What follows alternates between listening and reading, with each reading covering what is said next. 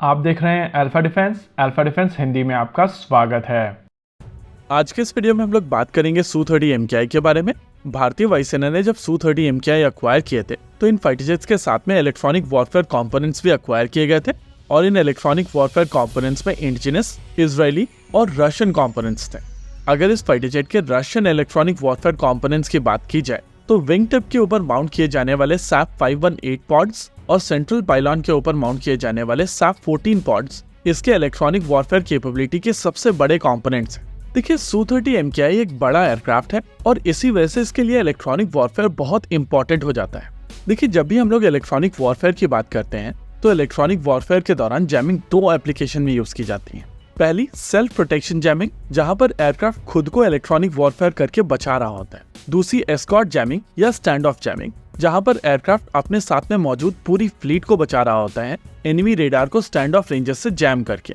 देखिए, technical terms में कहा जाए तो इलेक्ट्रॉनिक वॉरफेयर में तीन कंपोनेंट्स होते हैं: electronic support measure, electronic counter measure और इलेक्ट्रॉनिक काउंटर मेजर। ESM यानी कि इलेक्ट्रॉनिक सपोर्ट मेजर के दौरान कोशिश की जाती है कि एनिमी रेडार से आ रही तरंगों को स्टडी किया जाए और समझा जाए कि इलाके में कितने रेडार्स हैं, क्या पावर है, कितनी दूरी पर है और वो क्या करने की कोशिश कर रहे हैं। जब आपको इलेक्ट्रॉनिक सपोर्ट मेजर की मदद से समझ में आ जाता है कि वहां पर कितने रेडार हैं या कितनी पावर है या वो एग्जैक्टली क्या करने की कोशिश कर रहे हैं, तो आप उनको जैम करते हैं और ये जैमिंग सीक्वेंस किया जाता है इलेक्ट्रॉनिक काउंटर मेजर के तौर पर, जहां पर बेसिकली आपके ये स्टैंड ऑफ जैमर या एस्कॉर्ट जैमर्स काम आते हैं। लेकिन अगर एनिमी रेडार आपके रेडार को जैम करने की कोशिश कर रहे हैं तो आप वहां पर काउंटर मेजर डिप्लॉय करते हैं। ऐसी सिचुएशन में सेल्फ प्रोटेक्शन जैमर पॉड का प्रयोग किया जाता है और स्पेसिफिकली Su-30 MKI के केस में SAP 518 wing tip mounted pod का प्रयोग किया जाता है। वहीं पर स्टैंड ऑफ जैमिंग के लिए SAP 14 पॉड का प्रयोग किया जाता है, लेकिन ये सारे पॉड्स पुराने हो रहे हैं। देखिए, भारतीय वायुसेना के Su-30 MKI 1997 के आसपास इंडक्ट होना शुरू हुए थे और इसी वजह से कहा जा सकता है कि इस समय इन फाइटर जेट्स में जो बेसलाइन टेक्नोलॉजी है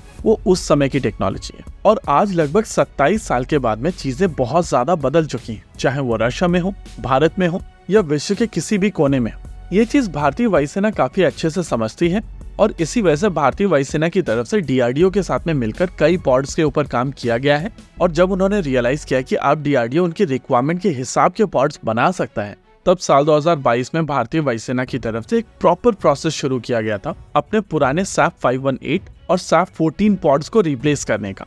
देखिए, DRDO की लैब कैस्डिक की तरफ से एक हाई बैंड जैमर पॉड बनाया गया है जो Su-30 MKI के विंग टिप के ऊपर माउंट किया जाएगा। ये पॉड SAP 518 की तुलना में हल्का है और ये ज्यादा वाइड बैंड पर ऑपरेट भी कर सकता है। इन पॉड्स को लेकर DRDO की तरफ से टेक्नोलॉजी ट्रांसफर की गई थी प्राइवेट सेक्टर कंपनीज को और ये कंपनीज थी आस्ट्रा माइक्रोवेव, डेटा पैटर्न्स और RFMW इनोवेशन लैब्स। यहाँ पर ये सिस्टम्स बनाए जा रहे हैं प्रोजेक्ट आत्मरक्षा के तहत और अब डिजाइन की टेक्नोलॉजी ट्रांसफर के बाद में design review, prototype development, functional testing, in flight validation और सर्टिफिकेशन प्रोसेस अगले 12 महीने में खत्म किया जाएगा, या कहें 6 महीने में, क्योंकि प्रोसेस ऑलरेडी 6 महीने पहले शुरू हो चुका था और इस साल अक्टूबर में ये प्रोसेस कंप्लीट किया जाना है। यहाँ पर सबसे इंटरेस्टिंग चीज ये है कि ये सारे के सारे pod gallium nitride TR module से लैस होंगे, यानी कि इनका ऑपरेशन बैंड बहुत ज्यादा वाइड होने वाला है।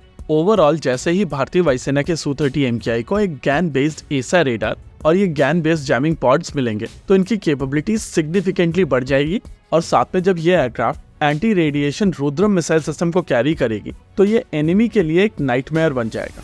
देखिए, जब भी हम लोग इलेक्ट्रॉनिक वॉरफेयर के बारे में बात करते हैं तो US के एयरक्राफ्ट ग्राउलर की बात की जाती है और उसी बेसिस पर Su-30 MKI को अलग अलग तरीके के नाम दिए जाते हैं।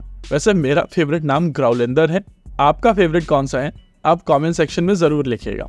इसी के साथ आज के इस वीडियो में रखते हैं केवल इतना ही। वीडियो को अंत तक देखने के लिए धन्यवाद। देखते रहिए अल्फा डिफेंस। जय हिंद।